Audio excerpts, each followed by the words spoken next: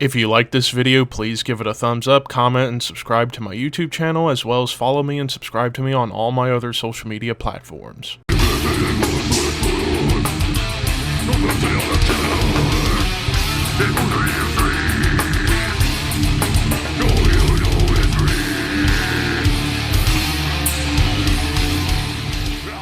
What's up, Thrashers, and welcome back once again to the Thrash Maniac 99 YouTube channel, and I am back with another album review for you guys. And today I'm talking about a band that I haven't really listened to a whole lot of in the past several years after a couple albums in the middle of the last decade, but we finally get a new one, and that is Prong with State of Emergency. This is, I believe, their 8th studio full-length that isn't a... Actually, no, it may not be 8th. Screw it, whatever. Anyway, but yeah, basically, this is the latest album from these New York groove metal, thrash metal, New York hardcore legends. And this is on Steamhammer Records, where they have been on for quite a while. So yeah, I was curious to check this out because I've been a mild fan of this band for a long time. Like albums like Force Fed, Beg to Differ, I enjoyed. I even have Cleansing, which was their biggest album of their whole careers in '94. And I did check out the album Ruining Lives when it came out in 2014, and then I believe I checked out the X with No Absolute in 2016. And that was the last album that they did apart from like cover stuff. So here we are with a brand new album, and I actually, for my notes, actually wrote them on paper for once instead of just looking at the computer to tell you what I thought. So kicking things off with The Descent, like right away you get like old school thrash metal riffing, but there's also some killer fucking chugs going on the guitars before it gets into this like groove metal and New York hardcore type of break, and then ripping lead. So like right out of the gate with The Descent, you're immediately in for an interesting ride. Now the rest of the album, I am going to say it, does feel a little bit uneven as it goes along. We get to the title track, State of Emergency, which was one of the longer tracks of the album. This one definitely felt the most groove metal so far. Like it's basically full on groove metal with touches of New York hardcore, but even some Hatebreed vibes I kind of get here and there on certain parts. But Chug City is all get out, and another killer lead and a huge breakdown at the very end of the song, which I thought was pretty shit cool. Breaking Point, which was probably the most pissed off, angry song I have heard from Prong in a long, long time. Like, basically, it's just all about being, like, you're just enough with the world we live in today with a bunch of PC crap and people getting, quote, desensitized and all this and that and blah, blah, blah.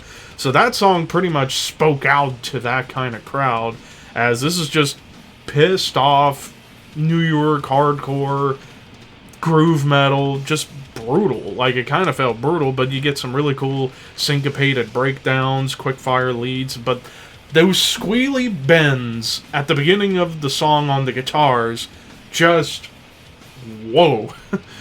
You could tell that Tommy and the gang, they were just wanting to go absolutely mental. Non-Existence, now this I will say, as well as the following tracks, Obedience and Disconnected, those three songs I felt were the more punky tracks of the album. Like, they're still heavy, but I felt they had some more like punk tendencies to it.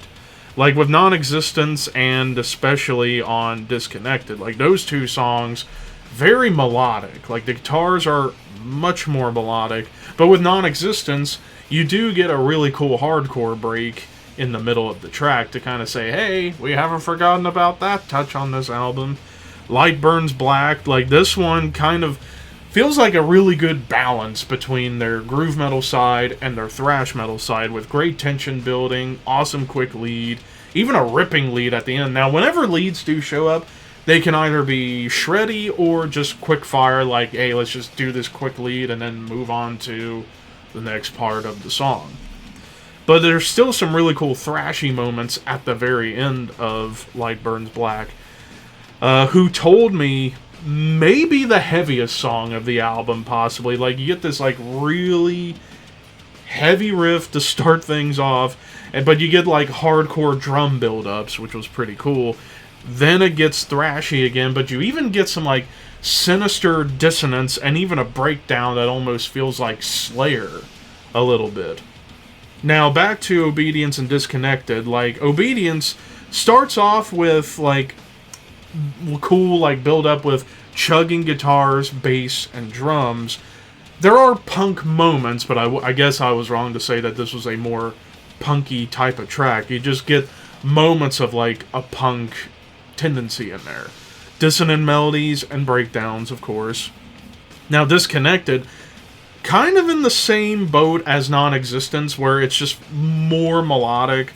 And, yeah, there's some cool mood shifts, and it does feel a little more uplifting, which these two songs I definitely feel kind of hold this album back for that punky tendency, because I'm not a huge punk guy. So, and I feel like it wasn't approached as well as I thought it should have been. Now, with Compliant, now we get into the final couple tracks. With Compliant, we get back to, like, straight-up groove metal territory, like heavy, chugging riffs, but you get a really cool melodic chorus, but some awesome double bass parts. And even some, like, atmospheric guitars in the background. And then we get to Back NYC, where it almost was like a good bookend to The Descent, where it's very thrashy, full of fury, it's energetic, killer drums, notable bass line, groovy moments, quick fire lead, like basically everything you would want out of like a more thrash metal centric song from Prong. Now there is one song I didn't mention. They did a cover, the closing song was a cover of Rush Working Man, which the instrumental parts were really, really cool. The vocals, Tommy Victor's not a bad vocalist, but the way they did this cover of Rush Working Man makes me wish they could have gotten Phil Anselmo to do the vocals, because it sounded like as if Pantera was covering Rush, which I would have loved to have heard a Pantera cover of Rush back in Pantera's heyday. That would have been really cool to hear. But it was a cool cover. I just wish Phil Anselmo did the vocals instead. Now, the production, I didn't talk about the production. The production is pretty solid. The mix is okay. I do wish the bass could have been a little more prominent during the album. I mean, granted, you had notable moments like in Obedience and Back NYC, where the bass does kind of come through a little bit more. But other than that, couldn't really hear the bass too much. And, again, the more punkier inspired tracks just didn't quite do it for me. But overall, this is still a really good album. I give this one 8 out of 10. This is pretty solid, and welcome back, Prong. Nothing more, nothing less. But of course, that's all just my opinion. What did you guys think of State of Emergency by Prong? Let me know in the comments.